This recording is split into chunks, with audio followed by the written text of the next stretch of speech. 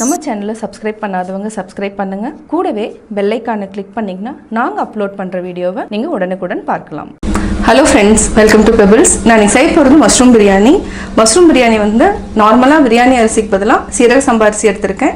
இதுக்கு வெங்காயம், தக்காளி, 1 டேபிள் ஸ்பூன் மிளகாத்தூள், பிரியாணி மசாலா இது ரெண்டுமே ஆட் பண்ணி செய்ய போகிறோம். வாங்க எப்படி செய்யறதுன்னு பார்க்கலாம்.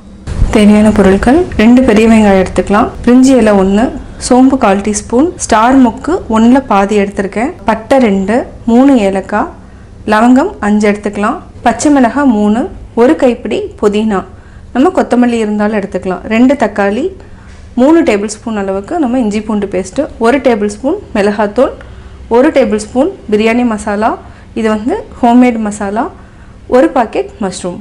இதுக்கு நான் 2 டம்ளர் அரிசி எடுத்திருக்கேன். இதுக்கு தண்ணி அளவு 1 டம்ளர் அரிசிக்கு 1.25 அளவு ஊற வச்சதுனால இந்த அளவுக்கு நம்ம எடுத்துக்கலாம். நம்ம இன்றைக்கி குக்கரில் தான் செய்ய போகிறோம். இதுக்கு 2 டேபிள் ஸ்பூன் அளவுக்கு நெய் எடுத்துக்கலாம். இதுக்கு 2 டேபிள் ஸ்பூன் அளவுக்கு ரீஃபைண்ட் ஆயிலும் நான் எடுத்துக்கிறேன். இப்போ எண்ணெய் நல்லா காஞ்சிருச்சு.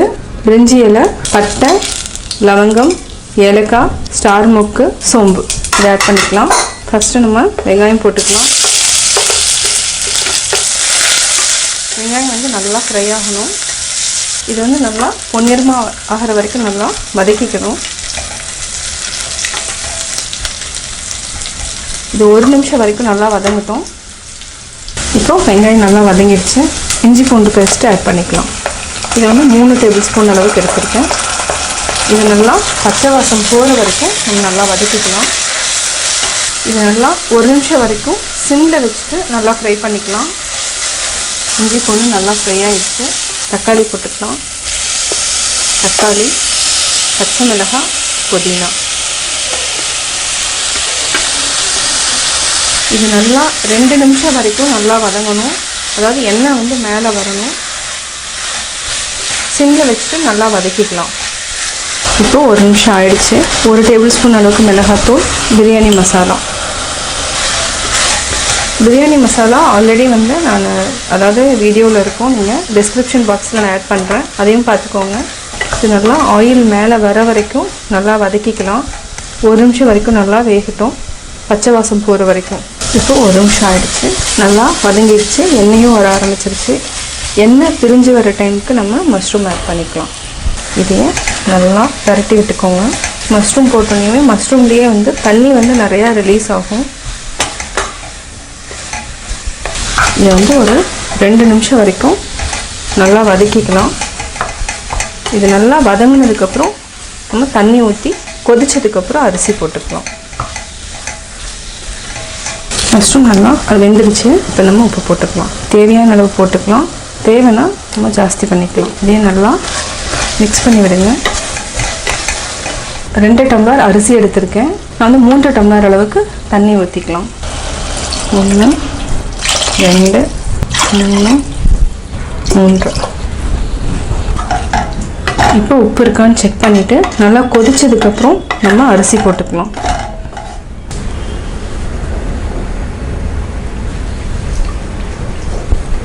நல்லா கொதிக்கட்டும். கொதிக்கிற வரைக்கும் மூடி வச்சுக்கலாம். நல்லா கொதிச்சிருச்சு. நம்ம அரிசி போட்டுக்கலாம். அரிசிலேயே எப்படி இருந்தாலும் ஒரு 1/2 டம்ளர் அளவுக்கு தண்ணி இருக்கும். அதனால் நம்ம 3 டம்ளர் அளவுக்கு தான் தண்ணி ஊற்றிருக்கோம். இந்த ஊற வச்ச தண்ணியும் அப்படியே நம்ம ஊற்றிக்கலாம். இப்போ நல்லா மிக்ஸ் பண்ணி விடுங்க. 3 விசில் விட்டு எடுத்துக்கலாம். ஸ்டீம் வந்ததுக்கப்புறம் நம்ம விசில் போட்டுக்கலாம். இப்போது ஸ்டீம் வர ஆரம்பிச்சிருச்சு. நம்ம வெயிட் போட்டுக்கலாம்.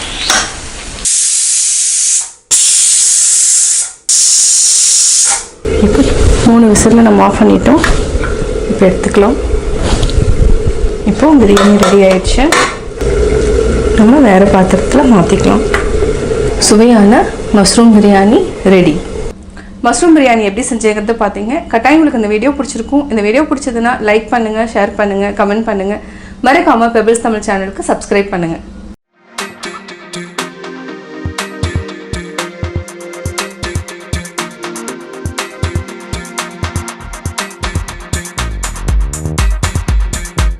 Hello friends, welcome to pebbles. நான் இன்றைக்கி செய்ய போகிறது வெஜிடபிள் பிரியாணி. ரொம்ப சுலபமாக பண்ணலாம். அதாவது எலக்ட்ரிக் ரைஸ் குக்கரில் தான் செய்ய போகிறோம். ஃபஸ்ட்டு வந்து நம்ம ஒரு பேனில் வந்து வெங்காயம், தக்காளி, வெஜிடபிள்ஸ் வந்து என்னென்னா கேரட், பீன்ஸ், டர்னிப் இருந்தாலும் ஆட் பண்ணிக்கலாம். இது கூட உருளைக்கிழங்கு, மீல் மேக்கர் இது வந்து நல்லா மிக்ஸ் பண்ணி, அதாவது கொஞ்சம் மசாலா ஆட் பண்ணி வேக வச்சுட்டு அதுக்கப்புறம் எலக்ட்ரிக் ரைஸ் குக்கர் கூட ஆட் பண்ண போகிறோம். வாங்க எப்படி செய்கிறதுன்னு பார்க்கலாம். நல்லா வாஷ் பண்ணிக்கலாம் வெஜிடபிள் பிரியாணிக்கு. இது வந்து தோல் சீவிட்டோம். பீன்ஸ், இதுக்கு தேவையான காய்கறிகள் நம்ம எடுத்துட்டோம். பீன்ஸ் எடுத்துருக்குறோம், உருளைக்கிழங்கு, கேரட், அது கூட நம்ம சோயா, அதாவது மீல் மேக்கர்னு சொல்லுவோம், அது வந்து சின்னதாக எடுத்திருக்கேன் நான். இது ஆல்ரெடி ஒரு 15 மினிட்ஸ் ஊற வச்சுருக்கிறேன். இன்னுமே நல்லா ஊறணும். இதை நல்லா வாஷ் பண்ணிக்கணும். நல்லா ஊறினதுக்கப்புறம் இது வந்து நல்லா புழிஞ்சிடணும். இந்த மாதிரி நுர வரக்கூடாது. அந்தளவுக்கு புழிஞ்சிட்டு அதுக்கப்புறம் நம்ம யூஸ் பண்ணணும். இன்னுமே ஒரு 15 மினிட்ஸ் ஊறணும். இந்த தண்ணி வந்து கீழே ஊற்றிட்டு திருப்பி நம்ம வாஷ் பண்ணிக்கலாம். நம்ம நீட்டை வாக்கில் கட் பண்ணிக்கலாம்.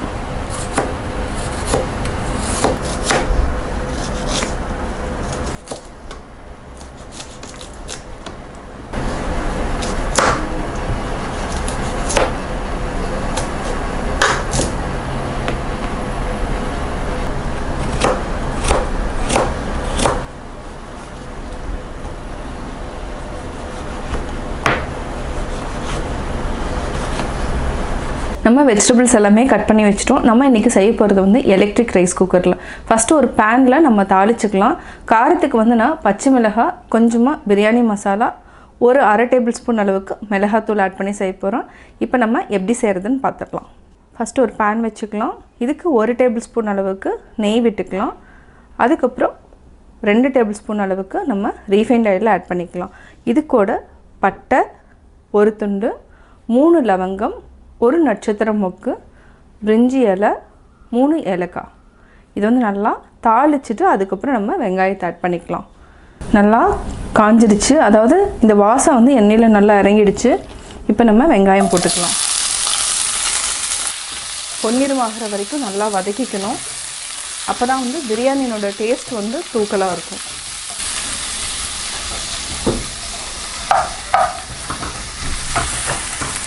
இப்போ தேவையான அளவு உப்பு போட்டுக்கலாம். நான் போட்டுக்கிறது வெங்காயம் வந்து நல்லா ஃப்ரை ஆகணுங்கிறதுனால உப்பு ஆட் பண்ணியிருக்கேன்.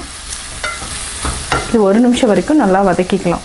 வெங்காயம் நல்லா வதங்கிடுச்சு. இப்போ நம்ம இஞ்சி பூண்டு பேஸ்ட்டு ஒரு 3 டேபிள் ஸ்பூன் அளவுக்கு நான் ஆட் பண்ணுறேன். இது நல்லா பரட்டி விட்டுக்கோங்க. கூடவே நம்ம பச்சை மிளகாய் ஆட் பண்ணிக்கலாம். இதில் ரொம்ப காரம் இல்லை, பச்சை வாசம் போகிற வரைக்கும் நல்லா வதக்கிக்கலாம். இது வந்து ஒரு 30 செகண்ட்ஸ் வந்து நல்லா வதங்கட்டும். அதுக்கப்புறம் நம்ம தக்காளி ஆட் பண்ணிக்கலாம். தக்காளி 3 தக்காளி பொடியாக நறுக்கியிருக்கிறேன், இதையும் ஆட் பண்ணிக்கலாம். எண்ணெய் பிரிஞ்சு வர அளவுக்கு நல்லா வதக்கிக்கணும். இஞ்சி பூண்டு பேஸ்ட் வந்து எப்போவுமே நம்ம போட்டோன்னா இந்த மாதிரி தீஞ்சு போயிருக்கும். பட் இதை நல்லா மிக்ஸ் பண்ணி விடுங்க, டேஸ்ட் நல்லாயிருக்கும். தக்காளிலேயே தண்ணி விடும். நல்லா வதக்கிட்டே இருக்கலாம், கை விடாமல் வதக்குங்க. இது ஒரு 2 நிமிஷம் வரைக்கும் நல்லா சிம்மில் வச்சுட்டு வதக்கிக்கலாம். கூடவே நம்ம புதினா இலையும் ஆட் பண்ணிக்கலாம். நான் 1 கைப்பிடி புதினா ஆட் பண்ணுறேன். நல்லா பரட்டி விட்டுக்கலாம். 1 நிமிஷம் வரைக்கும் நல்லா வதக்கிட்டு நம்ம மசாலாவை ஆட் பண்ணிக்கலாம். 1 நிமிஷம் மூடி வச்சுக்கலாம். 1 நிமிஷம் ஆயிடுச்சு. இப்போ நம்ம மசாலா ஆட் பண்ணிக்கலாம். Biryani masala 1 table spoon add பண்ணிக்கலாம். 1/2 டேபிள் ஸ்பூன் அளவுக்கு மிளகாத்தூள், 1/4 டீஸ்பூன் அளவுக்கு கரம் மசாலா. கரம் மசாலா ஆப்ஷனல் தான். இது நல்லா எண்ணெயிலேயே வந்து வதக்கிக்கணும், பச்சை வாசம் போயிடும். இது வந்து ஒரு 30 செகண்ட்ஸ் வந்து இதே மாதிரி வதக்கிக்கலாம். ஒரு சிலருக்கு வந்து பிரியாணி மசாலா இல்லைன்னா நீங்கள் வந்து சிக்கன் மசாலா கூட ஆட் பண்ணிக்கலாம். இந்த பிரியாணி மசாலா வந்து வீட்டிலேயே அரைச்சது. இதனோட லிங்க் வந்து நான் வந்து டிஸ்கிரிப்ஷன் பாக்ஸில் கொடுத்துட்றேன், அதை பார்த்து நீங்கள் தெரிஞ்சுக்கோங்க. இப்போ நம்ம வெஜிடபிள்ஸ் ஆட் பண்ணிக்கலாம். கேரட், பீன்ஸ் ரெண்டுமே பார்த்திங்கன்னா ஒரு 50 கிராம் இருக்கும். அதே மாதிரி ஒரு உருளைக்கிழங்கு இருந்தாலே போதும். இது கூட டர்னிப் எது வேணாலும் நம்ம ஆட் பண்ணிக்கலாம். காலிஃப்ளவர் கூட ஆட் பண்ணிக்கலாம். எனக்கு காலிஃப்ளவர் வந்து ஆட் பண்ணனா அந்த ஸ்மெல் வந்து பிடிக்காதுங்கிறதுனால ஆட் பண்ணல. நீங்கள் வேணுனாலும் ஆட் பண்ணிக்கோங்க. ஆல்ரெடி நம்ம வந்து சோயா வந்து ஊற வச்சுருக்குறோம், அதாவது மீல் மேக்கர். இதையும் நம்ம நல்லா தண்ணியை புழிஞ்சிட்டு ஆட் பண்ணிக்கலாம். இதுக்கு வந்து சோயா வந்து குழந்தைகளாக சாப்பிட்றதுனால நான் ஜாஸ்தி ஆட் பண்ணுறேன். இது வந்து ஒரு 100 கிராம்ஸ் அளவுக்கு ஊற வச்சு ஆட் பண்ணுறேன். நார்மலாக 50 கிராம்ஸ் இருந்தாலே போதும். நல்லா மிக்ஸ் பண்ணி விடுங்க. இப்போ தேவையான அளவு உப்பு ஆட் பண்ணிக்கலாம். ஆட் பண்ணிவிட்டு கொஞ்சமாக தண்ணி விட்டு வேக வச்சுக்கலாம் வெஜிடபிள்ஸ் எல்லாத்தையும். ஆல்ரெடி வெங்காயத்தில் கொஞ்சமாக தான் நம்ம போட்டுக்கிறோம். இப்போ வெஜிடபிள்ஸ் எல்லாத்துக்குமே தேவையான அளவு ஆட் பண்ணிக்கலாம். ஒரு 1/2 டம்ளர் அளவுக்கு தண்ணி விட்டுக்கலாம். நல்லா மிக்ஸ் பண்ணி விடுங்க. வெந்ததுக்கப்புறம் நம்ம எலக்ட்ரிக் ரைஸ் குக்கரில் மாற்றிக்கலாம். மூடி வச்சுக்கலாம். இது ஒரு 8 நிமிஷம் வரைக்கும் நல்லா வேகட்டும். எங்கிட்ட இருக்கிறது பேனாசோனிக் எலக்ட்ரிக் ரைஸ் குக்கர். இது வந்து ஃபஸ்ட்டு கீப் ஃபார்மில் தான் இருக்கும். நார்மலாக நம்ம குக்கிங் மோடுக்கு மாற்றிடணும். அதை ஜஸ்ட்டு இதை ப்ரெஸ் பண்ணிக்கணும். அதுக்கப்புறம் நம்ம ப்ளக்கில் சொருகிட்டு, இது வந்து குக்கிங் பிளேட். இது குக்கிங் பிளேட். இது இல்லைன்னா ஆக்சுவலாக வந்து ரைஸ் எதுவுமே வேகாது. இதுதான் வந்து ரொம்ப ரொம்ப இம்பார்ட்டன்ட். நம்ம இதை வச்சுட்டு அதுக்கப்புறம் குக்கிங் பிளேட், நம்ம ரைஸ் நான் 4 டம்ளர் ஆட் பண்ணியிருக்கிறேன். தண்ணி எவ்வளோ ஊற்றுறதுன்னு இப்போ சொல்கிறேன். இது அப்படியே நம்ம ஆட் பண்ணிக்கலாம். பாஸ்மதி அரிசி, வெஜிடபிள்ஸ் வந்து நம்ம தாளிச்சிருக்கிறோம். இது வந்து ரொம்ப நேரம் ஊற வைக்க வேண்டியதில்லை.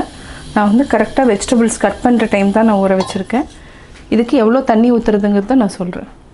இந்த டம்ளரில் 4 டம்ளர் வந்து நான் போட்டிருக்கிறேன், அரிசி போட்டிருக்கிறேன். நார்மலாக பார்த்தோன்னா அரிசியில் வந்து நம்ம 1:3 ஊற்றுவாங்க பழைய அரிசியாக இருந்ததுன்னா. இந்த அரிசிக்கு வந்து பாசுமதி அரிசிக்கு எப்போவுமே நம்ம வந்து 1:2 அப்படிங்கிறத எடுத்துக்கூடாது. நம்ம வந்து 1.5 டம்ளர் அளவுக்கு கம்மியாக தான் ஊற்றணும். அது 4 டம்ளருக்கு 8 ஊற்றுறதுக்கு பதிலாக 6 ஊற்றினாலே போதும். இப்போ நான் அளந்து ஊற்றுறேன். 1 2 3 4 5 6 6 ஊற்றினாலே போதும். ஏன்னா நம்ம ஆல்ரெடி வந்து வெஜிடபிள்ஸில் ஒரு 1/2 டம்ளர் தண்ணி இருக்குது. அந்த அளவுக்கு இது 6 டம்ளர் ஊற்றினாலே போதும். இதை வந்து ஃபஸ்ட்டு நம்ம வெந்துட்டுருக்கட்டும். அதுக்கப்புறம் நம்ம பேன்லேருந்து எடுத்து இதில் மாற்றிக்கலாம். இப்போ நான் குக்கிங் மோடுக்கு போட்டுறேன். ஆன் பண்ணியாச்சு. இப்போ குக்கிங் மோடுக்கு வந்துருச்சு. இதுக்கு தேவையான அளவு நம்ம உப்பு ஆட் பண்ணிக்கலாம். நான் வெஜிடபிள்ஸ்க்கு மட்டும்தான் ஆட் பண்ணியிருக்கிறேன். இதுக்கு ஒரு 1/2 டேபிள் ஸ்பூன் அளவுக்கு ஆட் பண்ணிக்கலாம். தேவைன்னா ஆட் பண்ணிக்கலாம். அதுக்கப்புறம் மூடி வச்சிடலாம். இது ஒரு 5 மினிட்ஸ்லேயே நம்ம அந்த வெஜிடபிள்ஸ் வெந்துருச்சுன்னா இது கூட மிக்ஸ் பண்ணிக்கலாம். நம்ம ஒரு 1/2 டேபிள் ஸ்பூன் அளவுக்கு இந்த அரிசியில் வந்து ஒட்டாமல் வரணுங்கிறதுனால இதில் வந்து நம்ம நெய் விட்டுக்கலாம். இப்போது நெய் விட்டுக்கலாம்.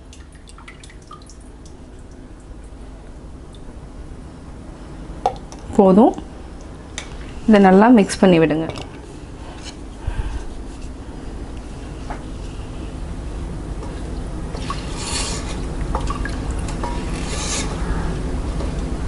நல்லா ஹீட் ஆனதுக்கப்புறம் நெய் வந்து உருகிடும். அதுக்கப்புறம் நம்ம மிக்ஸ் பண்ணிக்கலாம். கொஞ்ச நேரம் மூடி வச்சுக்கலாம். 4 நிமிஷம் ஆயிருக்கு.